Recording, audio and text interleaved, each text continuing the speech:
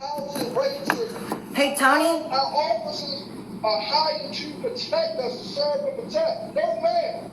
To serve and protect, that is a motto. If you do your research on police are hired to control the masses. For right. Order and control. Control the crowd, control the masses. Protect and serve is a motto. Just do it. Yes, Tony. Okay, listen. First of all, your signal is kind of choppy, so you're kind of freezing. But I appreciate your passion. And then also for recording purposes, I'm trying to catch the recording, so I just want you to just be aware of the fact that I'm having trouble catching your recording when it freezes. So just wanted to let you know that that's happening. But I'm sorry. No, that's okay. I just want to let you know so we don't continue like that and then have it go like that. But going back to what you're saying about financial liberation, that's a big issue with Black liberation, right? Because a lot of the oppressive systems in our country is hitting us from various angles. So it's not just racism. Racism is a byproduct or a tool, if you will, to allow the oppressors to maintain their control and their dominance over the subordinate groups, right? In order to protect their wealth, in order to protect their authority and their ultimate power. But I want to hear, because Tony and Don, and of course you as well, Laura, have succeeded in being able to, succeed in society and to overcome some of the oppressive methodologies that we're faced with as a community. Dawn, let's hear from you. Kind of what have you been able to do to overcome some of those challenges and those hurdles that the systemic classism that a lot of people are faced with and being able to mobilize themselves upwardly? Well, first of all, if I'm being honest, I didn't grow up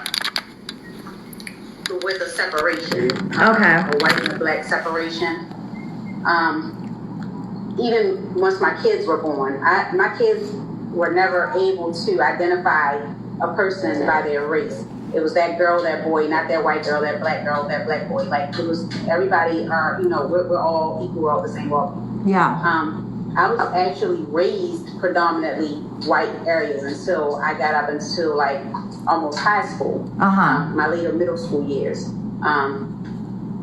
So I never, although I'm aware of, all of the odds that are stacked against me as a woman and then as a black woman on top of it, I have to fight twice as hard because again, us as women are already fighting a battle, and then add to it, the color of my skin, that makes it even worse. So we could have a whole separate podcast about that. Being an entrepreneur, you actually, not to say I have a target market, but at the same time, I don't really have to fit under anyone else's umbrella or fit a particular mold. Because again, I have friends of all races and all walks of life, but at the same time, when you're trying to work, you go to college for X amount of years and then you're trying to work in corporate America, or any field that is not delegated by you. Right. You always have some type of challenges. And again, especially if you're a woman, in terms of ranking up, pay raises, all of those things are stacked against you as a woman. And then add the color of my skin again. Yeah. Then, it's a man is always going to make more, or be eligible for positions that I might not be eligible for and things like that. I did work in, I actually worked in law enforcement. I worked in law enforcement for 10 years. You worked in law enforcement for 10 years. Imagine that. Real quick, guess. From 22 to 32, I think it was. What was your role in law enforcement? I worked in, for the state of Maryland. I worked the Division of Corrections. Wow. So for the viewers that are just joining us. For the first 5 years, I worked inside of the prison. I worked in a maximum security prison. For the second half of my 10 years there, I was a transport officer. I transported inmates to court, and transfers from different institutions and things like that. So I was weapons carrier. I also was an instructor. So I taught weapon retention. I taught in-service training for the new officers coming in and things like that. So I'm very well versed when it comes to, law enforcement and the system and what goes on inside, behind the scenes, and all of those things. Yeah. So again, when I started that job, it was more so just something that I was doing at that age because I was in school for criminal justice. So I felt like, oh, okay, well, this is cool. I don't have to be degree, I don't have to hold a degree to take this job and make okay money. Yeah. So I took the job. And I ended up being there for way longer than I planned on being there. Yeah. Moving forward, like I said, I broke into events, my event coordinating and things like that. Hosting events, booking concerts, things like that. Things that, like I said, that was more of a controlled situation because it was targeted to a certain demographic mostly. So it wasn't something where as though I had to fit in any type of mold to do. Even now with my books and things like that, everything that I do is as an independent. Yeah. So what I hear you saying so far from some of what you just shared with me is that you definitely have a breadth of experience gaining some insight into how institutions work. You're friends with all races, so you're not limiting yourself to just one demographic. And then trying to be as independent as possible in your professional and business endeavors. Is that, yes. Am I hearing you correctly? At this time, I find that works best in terms of not... That's okay. Little one, hi. that eliminates a lot of the pressure that comes with being in corporate America. Yes. So just for the viewers that are joining us now, I have my guest on Zoom. If you'd like to hear from that end, I can send you the call-in number so that you can hear them on that end. But I did want to invite you to have a little sneak preview on IG Live. We're going to have our audio launch on rapstation.com under She Movement Radio. But right now we're talking about Black-owned businesses during COVID. How is it that we can elevate our Black brothers and sisters during COVID to help them elevate and overcome an oppressive system that's designed to not help us succeed in many ways, but of course financially is one of their big ways of hitting us. So we want to talk about how we can hit them back in terms of overcoming those challenges despite the oppressive mechanisms in which they use. And Dawn West here again is an author, an entrepreneur. She's a woman shero that we love seeing her doing her thing over in the East Coast. And she's also been a victim of somebody who's lost a life to police violence, her nephew, last year. This is the 1 year anniversary, and we're actively seeking justice. What is your nephew's name? Sean Rambert. Sean Rambert. Say his name, Sean Rambert. So we're not going to let that go. We're going to bring light and justice to this. But she's just shared with us some of her tips on what it means to be a Black-owned business boss lady. And again, just to reiterate, her tips are that you want to make sure that you gain experience in as much areas as possible to make sure that your network is large, that you're friends with all races, and to be as independent as possible.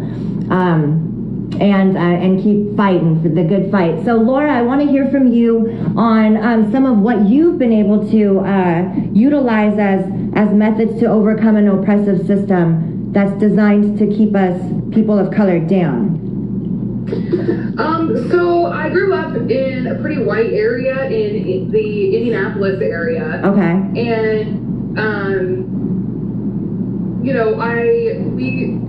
So I grew up without a lot of money in a pretty white area, and so when I was younger, I experienced racism for the first time when I was 5. Wow. But I did not really. I experienced more classism growing up where I did, and it wasn't until I moved in high school to a more rural area that I started to experience, just outright racism from people. Yeah. Got called a prairie N-word. Yeah. So that was fun. Wow. Really? But I've never even heard of that one. The prairie N-word? Is that a thing, folks? I've never heard of that. Prairie N-word, wow. That's like Asian N-word or China N-word. I don't know, whatever.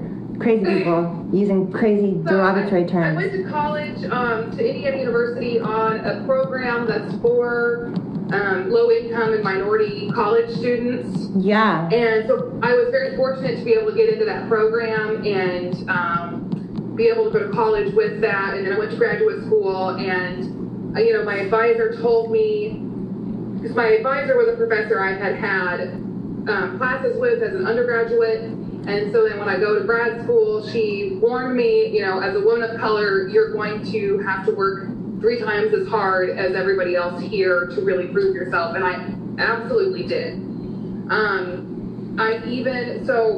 Let me just jump in on that really quickly for viewers too. It seems like that's a commonality. Anybody who's a person of color, who's a black woman trying to make it in this business, of course, we as women have an entire separate podcast and delving into the struggles of being a woman in this society. But to also be a black woman or a woman of color or a native, person to fight that oppressive power, we definitely know that we got to work 10 times harder than any average person in order to make it. So that seems to be a commonality that we're seeing here. It also seems that we had the advantage of growing up in predominantly white neighborhoods. I have to admit, I was as well. I had my fair share of time in the hood, but my parents really, tried to make sure that I was educated in a very white, predominantly white neighborhood. So all the schools I went to were super white. So that's why I'm able to go back and forth from my hood cred to my white cred, because you have to be able to talk the talk, right? You got to talk white in order to get ahead in this country. Is that correct?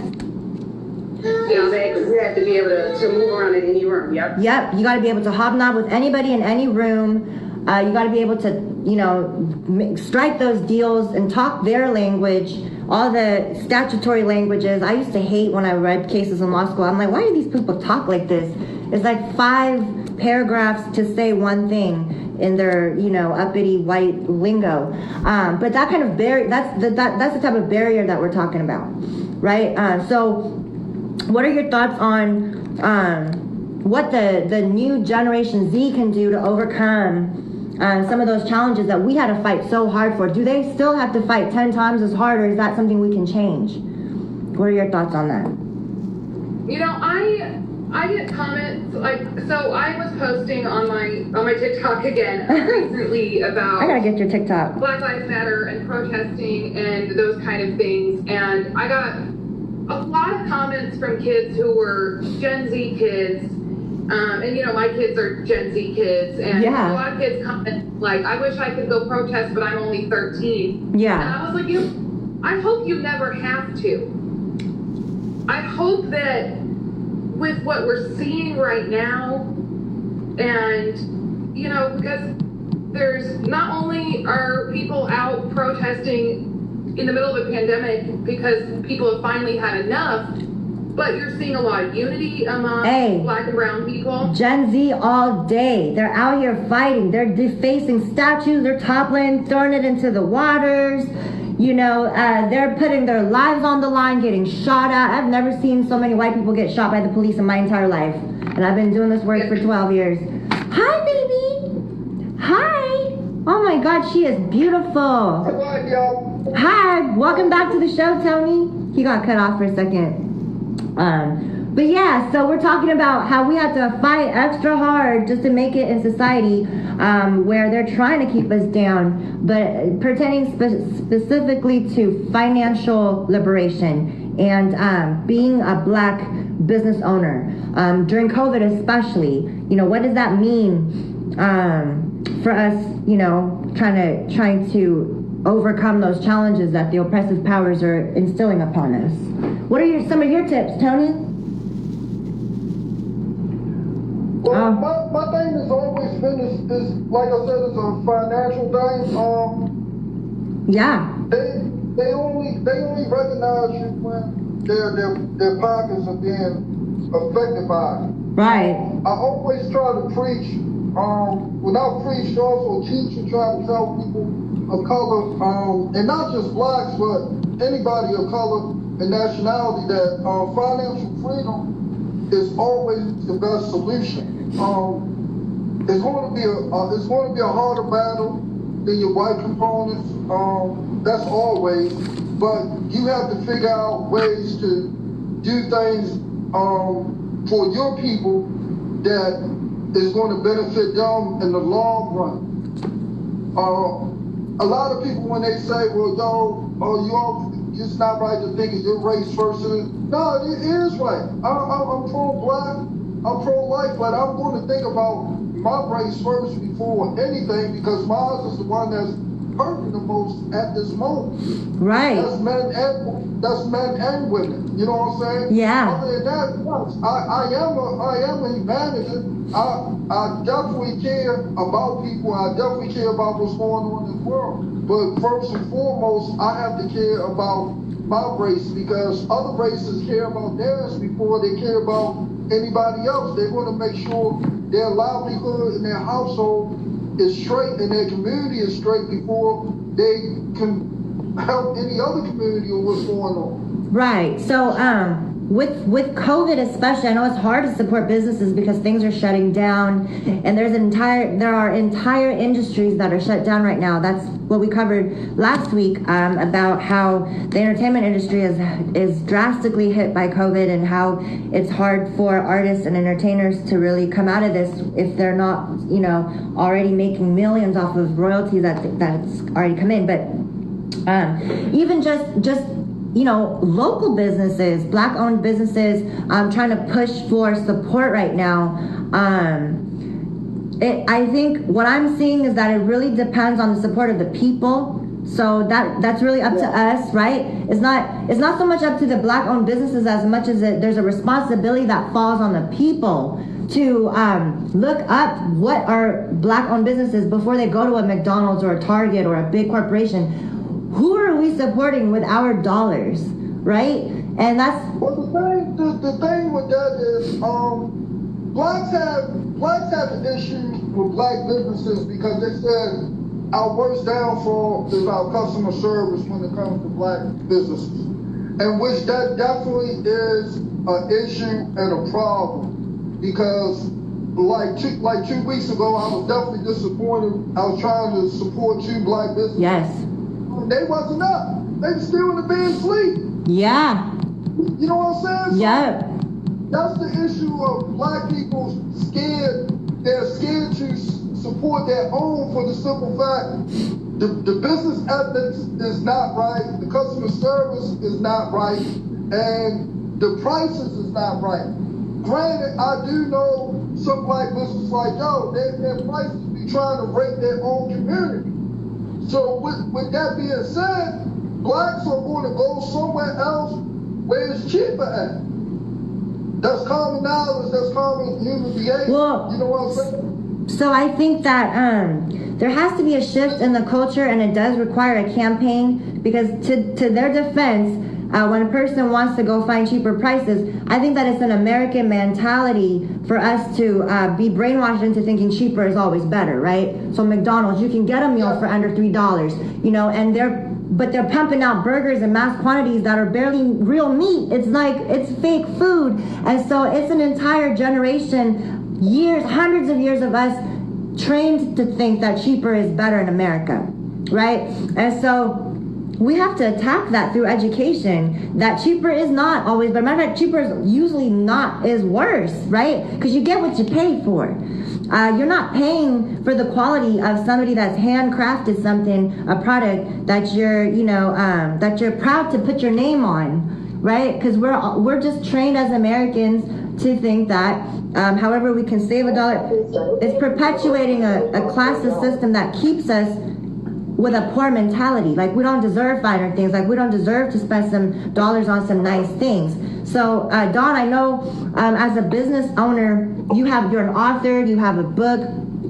Is it one or more than one? It's actually 3. Damn, she's got 3 books, ladies and gentlemen. That's balling right there. You're such a boss lady. I admire you so much for that. The 3rd one actually just came out. Oh, okay. Congratulations. I'm supposed to be on book tour right now. Oh my goodness. And shooting live footage for my talk show, but oh wow. The pandemic had other plans. You know, the pandemic's hitting all of this. It's just, it's still getting in people's hands via Amazon. Right. It's my 3rd book. Well, let me help. However I can help you support, your book. I am a huge fan. And however I can help you in supporting your endeavors with your book tour, let me know. Thank you. But yeah, I think that is a part of a bigger conversation that we have to have as a community to understand the ways that in which we've been indoctrinated, right? And so stop going for what's cheaper, folks. Think about what you're supporting with your dollars. Walmart and Target are not your one-stop shop for everything, because think about what that is supporting. Right? This is something that we've been talking about, but I don't think it's been made as crystal clear as it should be now. With COVID, every one of your dollars should be precious to us, and it should reflect where our values lie, right? Don't talk about human rights, but then you're like giving the dollar to the almighty man who's killing us, who is supporting law enforcement and empowering them and funding them, okay, to continue killing us, right? You gotta have every one of your actions match up. They gotta be aligned. I see Tony's on his way driving right now. So I'm glad the show is on the go. But Laura, Laura, I want to hear from you about the spending. I see you knitting too. I love it. We're all staying real busy over here. Right. I'm trying to figure out what she's making the whole time. I'm sitting. I know. Laura's knitting. So they're actually Dawn is taking care of her baby, and Tony is driving while I'm live. So this is great. I told y'all I had a listening party. I had to come out to the listening party and run home and do your show. Now I gotta go. I love you. Thank you so much. He's multitasking. He's trying to be on the show and drive at the same time. That's awesome. I love it. This is community right here. I don't want anybody to disencourage themselves because we're in a pandemic and in a recession. And if you do your history, a lot of billionaire companies were made during recession and depression time. Yes. It's up to you to go do your research and come up with a plan of something that is needed, that people need right now, and that you can give to them at an affordable price. Yes. So, folks, I think it takes all of us, as everything else in this movement. It's a collaborative coalition effort that it requires for us to really affect change.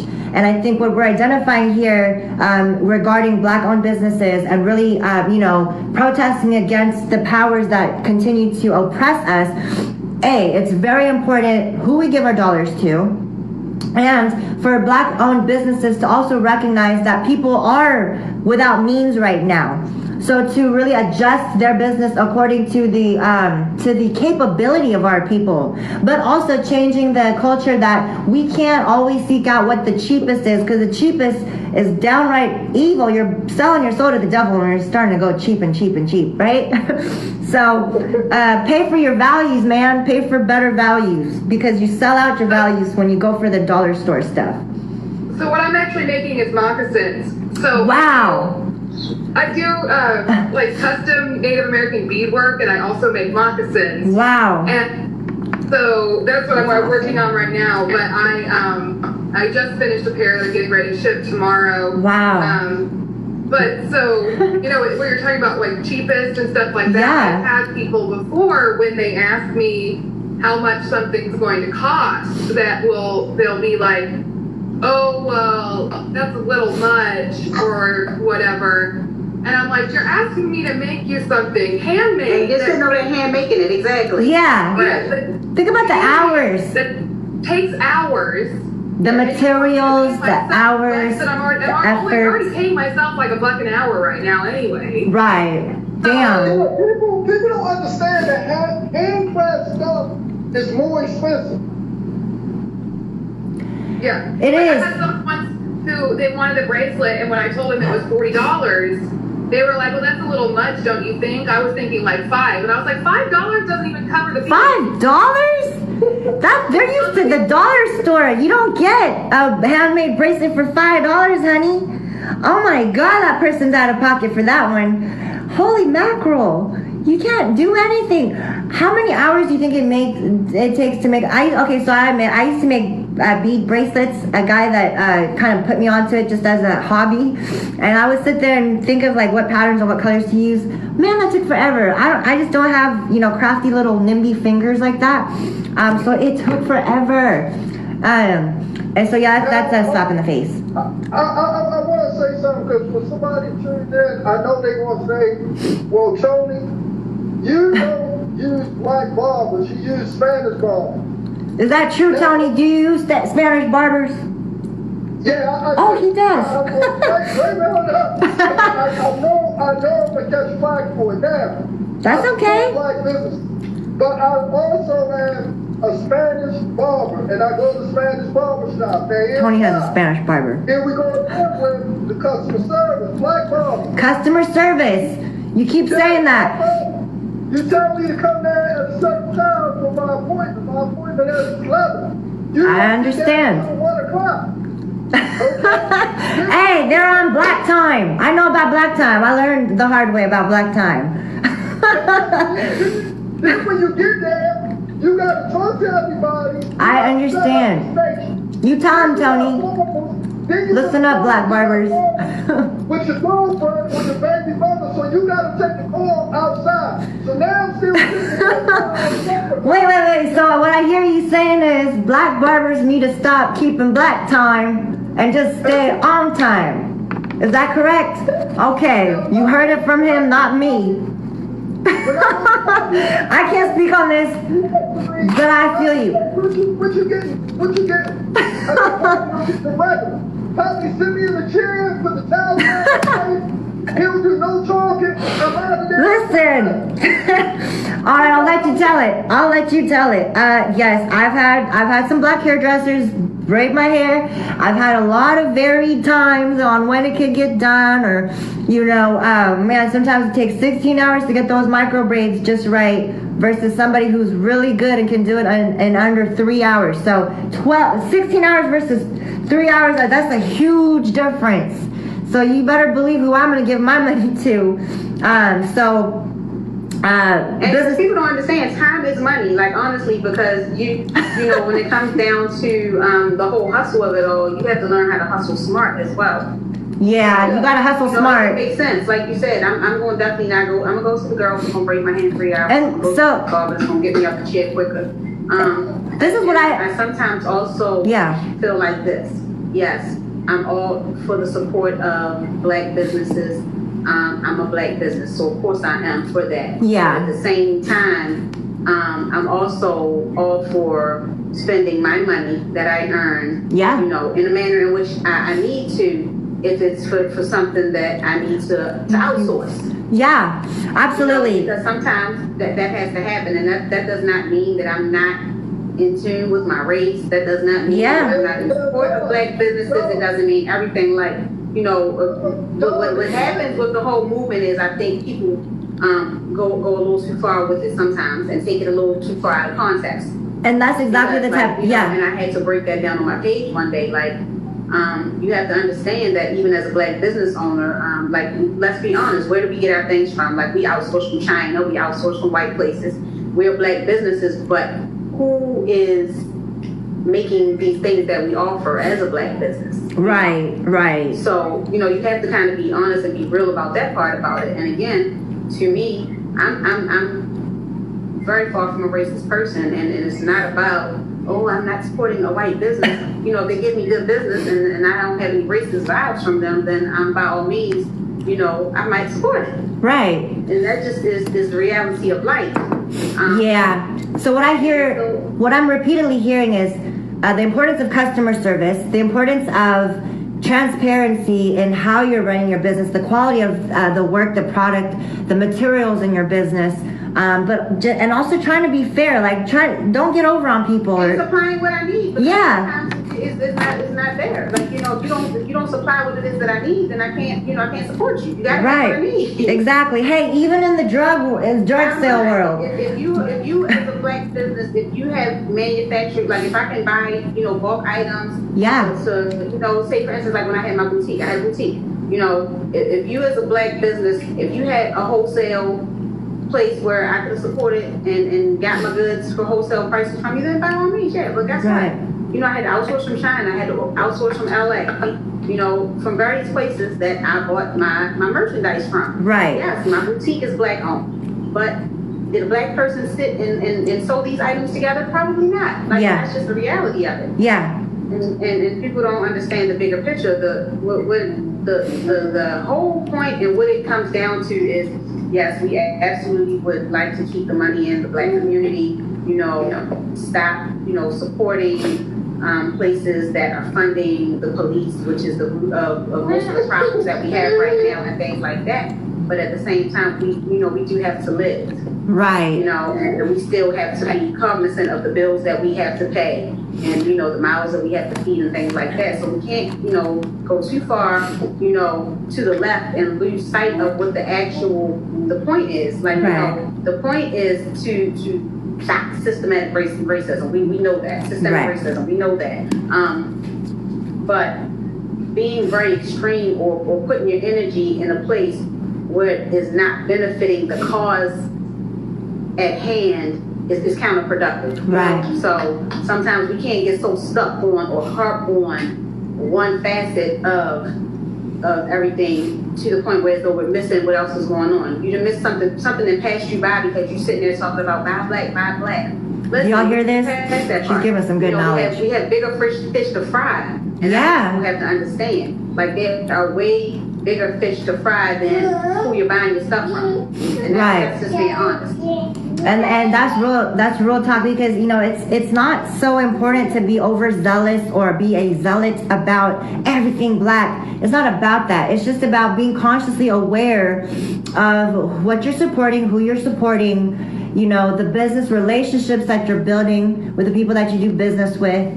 That kind of thing is much more important than, I'm just going to boycott all things, and then make sure that everything along the supply chain is black. That's not what we're saying. You gotta make it make sense. Yeah, it's got to make sense.